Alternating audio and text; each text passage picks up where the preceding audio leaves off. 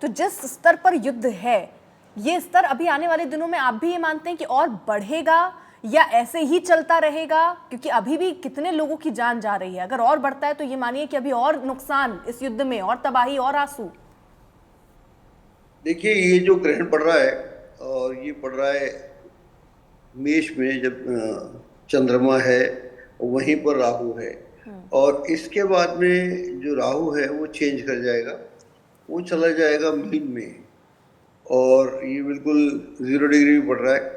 इसका मतलब ये हुआ, जब भी कोई ग्रह राहु या केतु वो उस घर में प्रवेश कर रहे हों या उस घर को छोड़ रहे हों, उस स्थिति में जब भी ग्रहण पड़ता है, शास्त्रों में लिखा भी है और यह हमारा अनुभव है, तो वो जो स्थिति है वो बड़ी गंभीर हो जाती है, वो स्थिति नॉर्मल नहीं रहती। और फिर हम देख ही रहे हैं कि पिछले करीब 1.5 साल से राहु मेष राशि में है। अभी तो गुरु भी वहां पर है।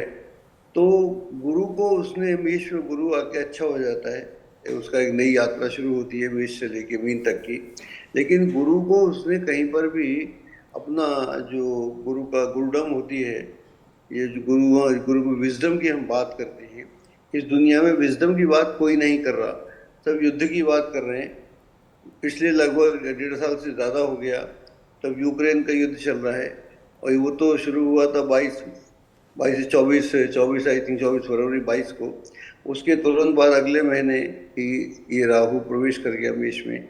तो उसमें कहीं पर भी कोई भी स्थिति नॉर्मल नहीं हुई, बल्कि सारे देश उसमें घुस गए। अमेरिका का पूरा सहयोग था, और उसके सहयोग से पूरा यूरोप हुआ, और उसमें किसी को लाभ नहीं हुआ। यहाँ पर जो इजराइल की कुंडली है मेरे पास थोड़ी सी भिन्न है। अनुपम कुछ और बोल रहे थे। ये कन्या लगन की कुंडली है, तो मैं करेक्ट कर दूं, ये 24/5/48 को बनी थी। उस समय जो समय था ये था 15:58 तेल अवीब में। ये एग्जैक्ट कुंडली है मेरे पास। तो यहाँ पर इसका कन्या लगन है, और अष्टम में ये ग्रहण पड़ रहा है। और इसके बाद में 30 तारीख को ये राहु जो है सप्तम भाव में चला जाएगा। सप्तम भाव होता है किसी भी कंट्री के संबंध, रेपुटेशन एंड ऑल दैट। तो आने वाले दिनों में इजराइल की रेपुटेशन बहुत ही खराब होने वाली है दुनिया में, और इसका झटका अमेरिका को भी लगेगा। और इसके कारण अगर बाइडन दोबारा खड़े होंगे तो बिल्कुल जीतेंगे नहीं। और जो यहाँ इजराइल के जो प्रेसिडेंट हैं, उनकी भी हालत पतली होने वाली है। और एकदम से बंद होता दिखता नहीं है, क्योंकि अभी यहाँ पर ये पीड़ित करके जाएगा गुरु को भी, ये जो ग्रहण है। क्योंकि यहाँ राहु राहु है, राहु के साथ तो ही रहा है, गुरु भी है मेष राशि में। तो गुरु को पीड़ित करके जाएगा, तो गुरु पीड़ित करेगा तो प्रज्ञा नहीं आएगी, प्रज्ञा नहीं आएगी यानी विजडम नहीं आएगी, लोग नॉर्मल जैसे की बात नहीं करेंगे। 4 नवंबर को ये शनि डायरेक्ट होगा, लेकिन उसका भी कोई बहुत ज़्यादा असर नहीं होगा। हमने एक प्रश्न कुंडली बनाई थी, उससे लगता है कि दिसंबर के बाद थोड़ी थोड़ी बातें होंगी। और आगे चलकर यूक्रेन का युद्ध है वो भी मार्च अप्रैल के बाद उसकी भी समाप्ति की बात आएगी। वर्ल्ड वॉर तो नहीं हो रही, लेकिन अनरेस्ट जो वर्ल्ड में है वो हो रहा है। एक बात और कह दूं मैं, इस समय ऐसा समय चलता है, जितने भी प्राइम मिनिस्टर प्रेसिडेंट है पूरी दुनिया में, सब लगता है सिरफिरे हैं, और सबका अलग अलग तरीके से सोच है, और हर कोई डोमिनेशन चाहता है। ऐसा लगता है कि डेमोक्रेसी नहीं है कहीं पर भी, और हम बिल्कुल जैसे राजाओं के ज़माने में थे। पुतिन ने अपना इंतज़ाम कर लिया है, जब तक जिएंगे वो करेंगे। शीपिंग ने ऐसा किया हुआ है, और जगह नेतन्याहू जो आए हैं, ये आए भी बड़े कॉम्प्लिकेशन तरीके से हैं। तो पूरी दुनिया में अगर हम देखें, बाइडन उधर अपना जो भी उनका पागलपन टाइप का बंदा है वो कर रहे हैं, क्योंकि ये बाइडन उस कोल्ड वॉर के बंदे हैं। कोल्ड वॉर जब रशिया के साथ थी, तो इनकी सोच एक्चुअली पुरानी है। ये भूल भाल भी जाते हैं, कहीं जाके कुछ और बोल ठीक है देते सर। हैं। तो वो पुरानी सोच को नए तरीके से कर रहे हैं। आज की डेट में अगर आप किसी कंट्री में सैंक्शन लगाएं, उसका कोई मतलब नहीं है। 50 साल पहले मतलब था, तब दुनिया जुड़ी हुई नहीं थी। अब तो कनेक्शन है, बल्कि उससे फायदा हुआ। ठीक तो है। हमको लगता है युद्ध एकदम से बंद नहीं हो रहा, और जितने भी हुक्मरान हैं इस दुनिया में, वो सब कहीं ना कहीं सिरफिरे हैं। और ये जो है ये इस डेकेड में बहुत ज्यादा देखने को मिलेगा। ठीक है। कई बार चंद्र ग्रहण सूर्य ग्रहण में ऐसा कहा जाता है कि किसी भी व्यक्ति विशेष के लिए या फिर किसी भी देश के लिए, अगर हम देश और दुनिया के परिप्रेक्ष्य में समझ रहे हैं, अपने आप पर विपदा आती है और अपने आप कटती और टलती चली जाती है। आज ये जो चंद्र ग्रहण है, क्या इसमें भी ऐसा ही है? बिना किसी कुछ किए, कोई उपाय किए, कुछ किए बिना विपदा अपने आप टल जाएगी या ये बहुत बढ़ने वाली है? देखिए, दो स्थितियां हो रही हैं। हम बात करें चंद्र ग्रहण की, एक और स्थिति आकाश में हो रही है, वो हो रही है बृहस्पति की। बृहस्पति जो है काफी नीचे की तरफ आया हुआ है अपने ऑर्बिट से।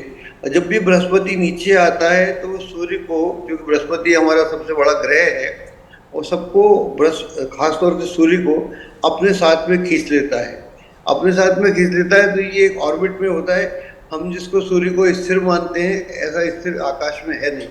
तो जैसे ही अभी पिछले दो तीन साल चल रहा है और हम देख रहे हैं माहौल बड़ा खराब चल रहा है, तो ये स्थिति आगे भी चलने वाली है। और जब बृहस्पति इस तरह की स्थिति में आता है, इसका एक पैटर्न है, उस पैटर्न पे बाद में बात कर सकते हैं। तो जब भी आता है तो बृहस्पति मीन्स क्या, लोगों की हेल्थ, लोगों की वेल्थ, पीस ऑफ माइंड और पीस ऑफ ऑल दैट, जिसको हम बोलते हैं विजडम बोलते हैं, एक ऐसी शांति का वातावरण, हम एक नॉर्मल स्थिति कर रहे हैं। जो ग्रहण ऊपर से एड ऑन कर देता है, ग्रहण जो है वो एड ऑन कर देता है। बृहस्पति ऐसे ही खराब है और 2025 से फिर बृहस्पति अगले 8 साल के लिए अतिचारी हो जाएगा। पहले ये 2020 से 18 से लेकर 22 तक अतिचारी हुआ था। तब हमने देखा था 22-23 से क्या क्या हुआ, तो कोरोना हुआ पूरी दुनिया में। अब ये 2025 से अगले 8 साल के लिए अतिचारी हो जाएगा। ये पंचांगों में सब कुछ है, मैं इस पर अक्सर बात करता भी रहता हूँ। ये दोनों स्थितियाँ हैं। जब भी बृहस्पति सूर्य के पास आएगा तो लोगों का जो टेम्परामेंट है वो चेंज होगा, लोगों का जो सोच है बदलेगा और वो लोग ज़्यादा एग्रेसिव होंगे, ज़्यादा एक्साइटेड होंगे। हम देख रहे हैं जैसे यूक्रेन का युद्ध हुआ तो उसको शांति करने वाला कोई भी व्यक्ति नहीं था। अगर अमेरिका या यूरोप के देश चाहते तो कभी का शांत हो जाता, खत्म हो जाता। उसमें यूक्रेन में दम भी नहीं, आप भी जानते हैं उसका। वहाँ पर उसके 90,000 लोग मर गए, सैनिक मर गए और पूरा तबाह हो गया। उसको दोबारा बनने में कितना समय लगेगा। इधर ये शुरू हो गया।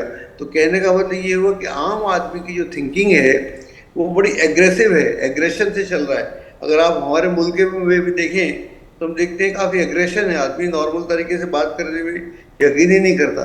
तो यह एक स्थिति है और ग्रहण डेफिनेटली एड ऑन करेगा। और मैंने शुरू में बात शुरू की थी तो मैंने बोला था कि जब भी कोई ग्रहण किसी राशि में, जब राहु जा रहा हो या राहु आ रहा हो, तब वो ग्रहण पड़ता है तो वो ग्रहण बड़ा घातक हो जाता है। और फिर एक महीने में 2 पड़ गए, पहला 14 अक्टूबर को हुआ, अब ये हुआ। तो इसके बाद एक जो शांति का वातावरण, उसमें डेफिनेटली डिस्टर्बेंस होगा। और फिर जो है कि जब हम भारत की बात करते हैं तो व्यक्तिगत रूप से क्या होता है, 2 तरह का ज्योतिष मैं समझता हूँ। एक ज्योतिष वो है ग्रहण पड़ रहा है, पूरी दुनिया पड़ रहा है। एक ज्योतिष मुझ पे पड़ रहा है, आप पे पड़ रहा है। तो मेरे आप पे पड़ रहा है, इसका अध्ययन तो हम करते हैं व्यक्तिगत, किस राशि में क्या होगा क्या नहीं होगा, सारे टीवी चैनल बोलते हैं। लेकिन दुनिया में क्या होगा, वही ग्रह हैं जो एक दुनिया को चलाते हैं। वहीं से आदमी बुद्ध हो जाता है, वहीं से आदमी नानक हो जाता है, वहीं से आदमी ओसामा बिन लादेन हो जाता है। तो ये जो दोनों अंतर हैं, उसके ऊपर ज्योतिष ने कभी बात नहीं की। तो ये विषय है जिसको बात करना पड़ेगा कि क्या होता है एक सार्वजनिक रूप से, कलेक्टिव रूप से क्या होता है, एक व्यक्तिगत रूप से क्या होता है। हमारी जो कुंडली भी है उसमें भी वो गणित संहिता और होरा की बात करते हैं, वो हम व्यक्तिगत बात करते हैं। लेकिन जब ग्लोबल बात है उसकी हम बात नहीं करते, जबकि ये बहुत इंपॉर्टेंट है। अगर मान लीजिए हाँ, जल्दी से एक छोटा सा ठीक सर, ठीक। जो मंडेन एस्ट्रोलॉजी की बात कर रहे हैं भाभी जी, उसमें मैं काफ़ी रिसर्च करती रही हूँ। मंडेन एस्ट्रोलॉजी में मेरे मैक्सिमम ग्रहण से संबंधित प्रेडिक्शंस भी रहे हैं और अभी तक का यानी युद्ध और बढ़ने वाला नहीं। देखिए, इसमें 2 चीज़ें हैं। एक है कि युद्ध तो देखिए लंबा खींच रहा है, लेकिन उसमें कुछ ठीक स्थिति बनेगी। जनवरी में थोड़ा सा मध्यम होगा, लेकिन पूर्ण सूर्य ग्रहण पड़ना अमेरिका के ऊपर पड़ेगा अप्रैल में, जो बहुत कष्टकारी समय हो सकता है। समय मुझे इतने की इजाजत देता है। बहुत बहुत शुक्रिया आप सभी का हमारे साथ जुड़ने के लिए। तो कुल मिलाकर अगर ग्रह के हिसाब से सूर्य ग्रहण समझें, नक्षत्र समझें, तो इस लिहाज से ये दिख रहा है कि युद्ध और बढ़ने वाला है। इसका मतलब अभी दुख तबाही की जो तस्वीरें हम देख रहे हैं हो सकता है आने वाले दिनों में हम और देखें, लेकिन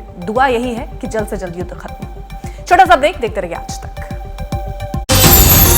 आज तक, देश का सर्वश्रेष्ठ news channel, powered by finest, be sustainable change, a BNP group company.